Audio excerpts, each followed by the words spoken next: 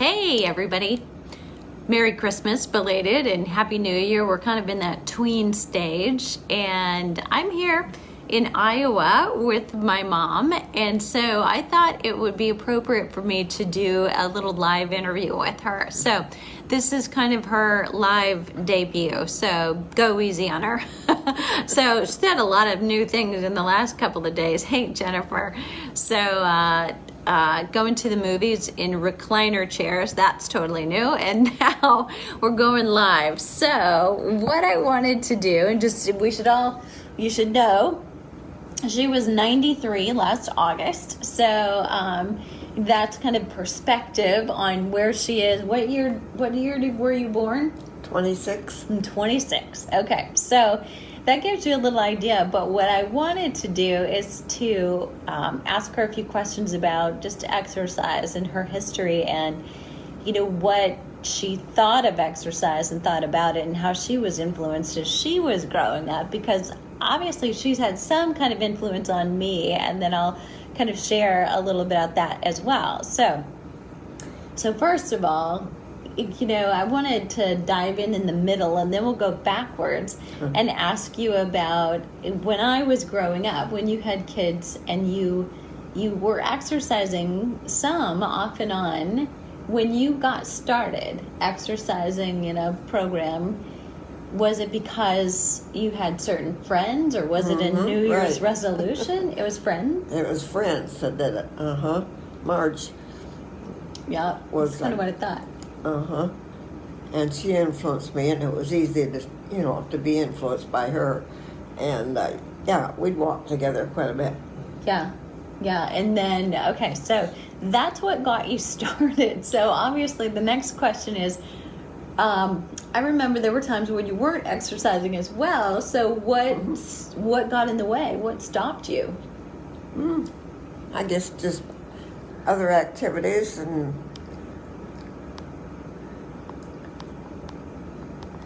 So making sure, I'm gonna summarize that just in case I didn't have the volume up loud enough. So I just asked her when she was exercising regularly, what got her going, and it was an influence of a good friend who got her started, who always exercised and then would bring her along. And so the next question I asked is, what interrupted you? So I do remember there were periods of time when she was exercising regularly and times when not so much. So it was just life took over, other things? Oh, yeah. My good friend had to move out of town. And that was a big influence, because it was more enjoyable to do it with her than to do it alone. So she was the active one, and then, Yeah. So what about anybody else in our family? So Don, my stepfather, was he active? Were you ever active together? Oh, no. He got his exercise on the golf course, but he did not go out and walk or anything. Although I distinctly remember a year when he got heavy hands, the handheld weights. Does anybody remember heavy hands? And then he was all about walking with those. And suddenly, I was in college, I think at the time, suddenly he was asking me all kinds of questions about using the heavy hands. And he was all into that for a little while anyway. Yeah, but it didn't last long. Yeah. And that seems to have been right around the time that he might have quit smoking. Yeah. So he was kind of getting some red flags, right? Yeah. So what about before that? So that was when I was kind of in elementary and middle school and high school that all of this, with Marge and you walking kind of came up. What about before that, as you were growing up? So born in 1926, what was ever said about exercise, being active? Nothing was ever said. We grew up, I lived on a farm when I grew up, and that was our exercise, was farming, gardening, and taking care of all the things you do on a farm. And that was our exercise. Yeah, and nobody really exercised. Nobody went out and walked. Right. No. So, You never heard of it. what about for women, the message that you might have had growing up about just body image and like, were there any messages literally said or just interpreted about what a woman's body should be like or look like? Or No, there wasn't much. And I was blessed with a decent sized body. So, oh, you're a hottie, we know. so I didn't have to get into that. Yeah, people were noticed who were heavy, but there wasn't a whole lot made of it. Wasn't a whole lot of exercise pushed. So when did that change? So at some point during your lifetime, instead of being so active on the farm and physically, at some point then there was kind of a change when life became more sedentary or automated and people did begin to exercise. Mm-hmm. How old were you when that first struck you that you should potentially exercise? Well, let me think. Turn it off a minute. I can't. Oh. They're not listening. Shh. It's when I divorced your dad and So it was moved about to 50 town. years ago. Yeah, because as long as I lived on the farm, we had no reason to go walking. So when you were about 40. Mm-hmm. Yeah. Yeah. Yeah, and I met Marge soon after I married Don. And she was the positive exercise influence. Yeah. Yeah. Yeah. What about food? Talk about food. So I know it's so different now when you and I talk about it. It's like, what's new now?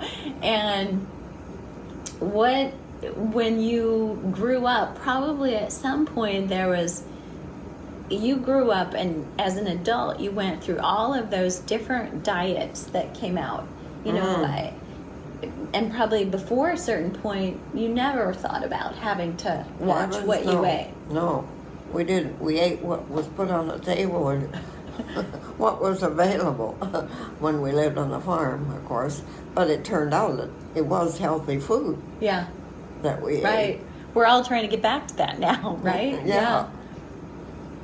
What about, so when did like all those popular diets come out that you started paying attention or trying one? Do you remember? I didn't pay much attention to them, no. I was comfortable with the shape I was in and really didn't think I had to. So strength training has never been a piece of your No. exercise. Mm-mm. Right.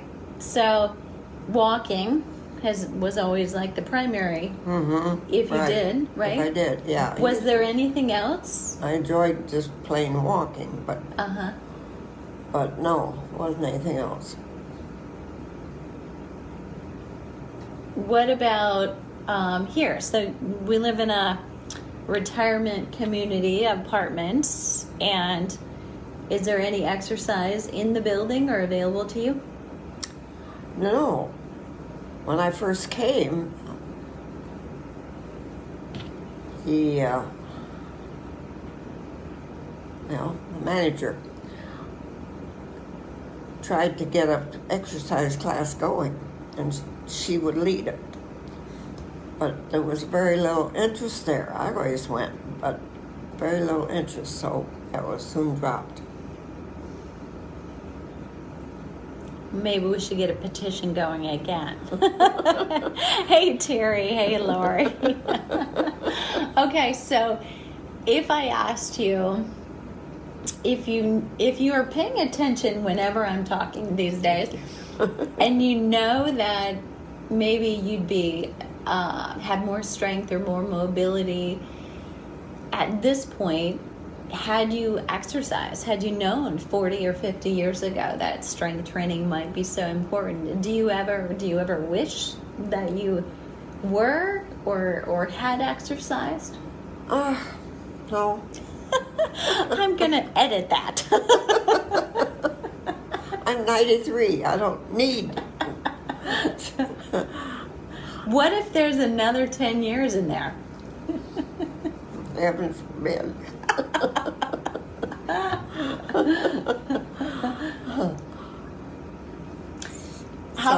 So yeah, I would like to be able to move around by myself. That's true.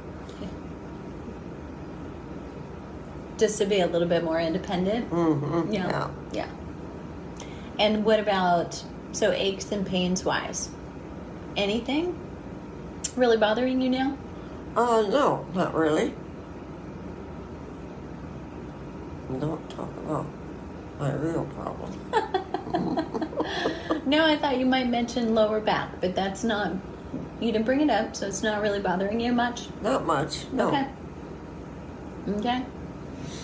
So genetically, let's hope that I'm blessed with all that, and then I'm foreshadowing with something else, so I'm going to be even better off because. Yeah, you will be better off than I am, that's for sure. So I'm going to ask you a question that might be a little hard because I don't know if you thought about it, but I did. So your mother lived to be 87. Mm-hmm, correct. And she died of cancer. Yes. When you passed through 87, did you think about that? Oh, it occurred to me, but I didn't get concerned about it, no. Yeah. Mm-mm. And did you already think that you would outlive her because your health all the way along had been better than hers was at the same age? I didn't give it that much thought. Some people have cancer and some don't. Well, my dad died of cancer at age 51. Very young. Yeah. Very young. And that was something he couldn't control. And you were how old then? Oh, in my early 20s.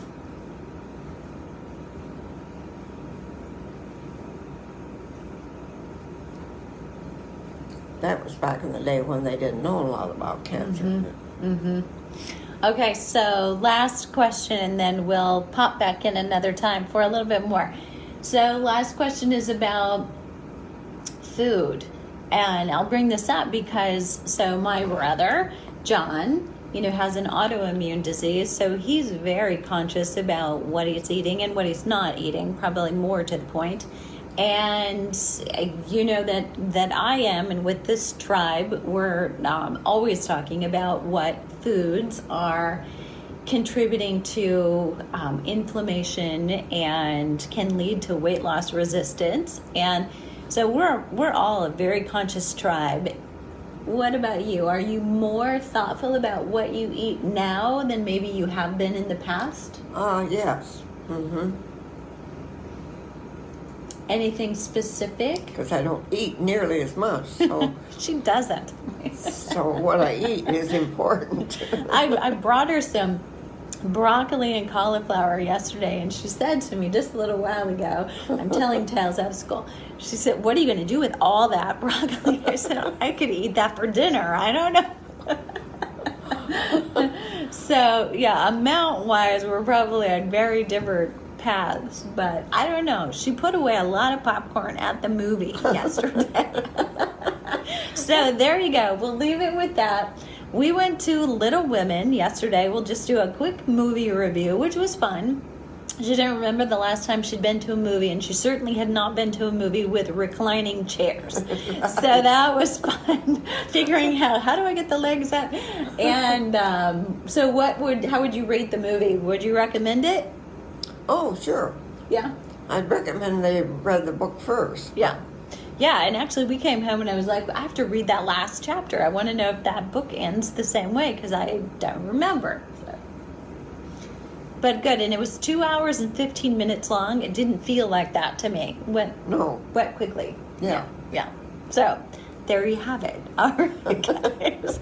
We'll tune in later when I'll come back with a couple of questions. But I'd love that if you have some of your own, go ahead and add them. And I'll be here all weekend. So we'll be back. Hope you guys are having a great day. Bye.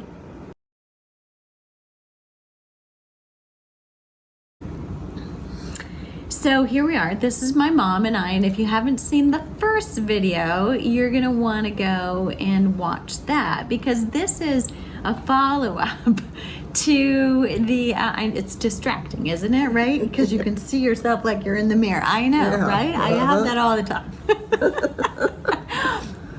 But the first time I had her come on the other day, I asked her about if she had any regrets about not exercising more.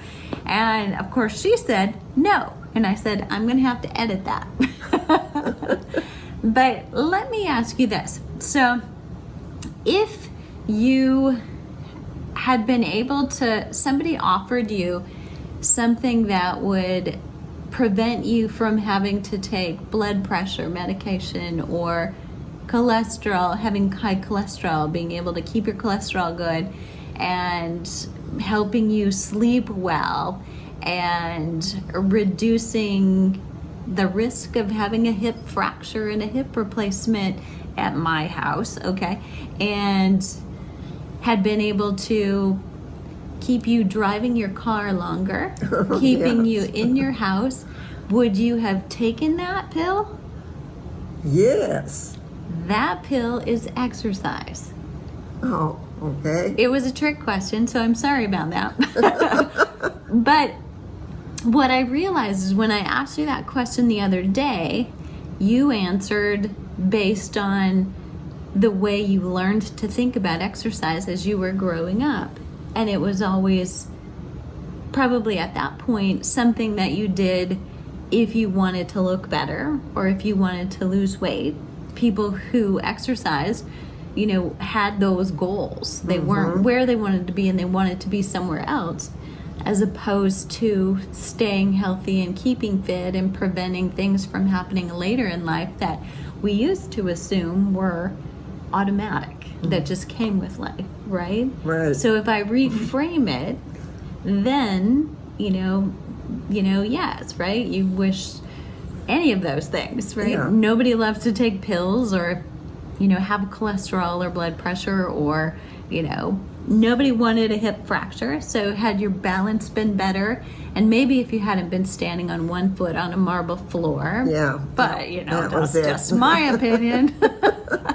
Because In my stocking feet. exactly. And because an hour prior to that, she's at my house playing basketball with my son in the driveway, chopping ice, right? So perfectly fine, doing things I should have been doing. And then she went down. So that's how quickly it happened. But I wanted to reframe that for all of you. And I thought, you know, I can always write a post about it, but I thought it would be better to have her on because she's the expert. But that, I think, the biggest thing I want you to take away from watching us talk about this differently is all we ever have, any of us, is the perspective we were given in the moment we grew up exposed to an idea or to a concept. So it may be that your thoughts about exercise now should change and be more fluid because the way we learned it 30 years ago, the science that I taught 30 years ago and 20 years ago and 10 has been replaced. And so if you're holding on to those ideas of what exercise looks like or should be, that those nasty words should and could and would, you may want to change that and reframe it before, you know, while we still have 40 years before we're here. And a lot of things can happen in that 40 years. And we're in the perfect storm, and I know it, that, you know, we get extremely busy because we're still caught between our own work and maybe even changing careers, and our aging parents and the rest of our family not being close to us like at one point was. We've got young kids, some of you really young kids. You may have kindergartners, you know, and that's an American life right now. You may have young adult kids, in college kids, and all of the above. and we're caught in that perfect storm, and then our hormones are also changing. So if you get an interruption, like an injury, a fracture, or a break, and you have to take a sabbatical from exercise, it can be harder to get started or restarted. So I highly encourage you just to stop right there and reflect on if you've had those things happen to you. And sometimes that needing to restart is a great excuse to rethink, okay, how do I want to do that this time? And as we get ready to say goodbye to 2019 and a decade and start a new one, fresh, a new year, a new decade, there's that chance to start with a clean slate and reevaluate, how do I want to do that this time? So thanks for watching, and wish everybody a Happy New Year.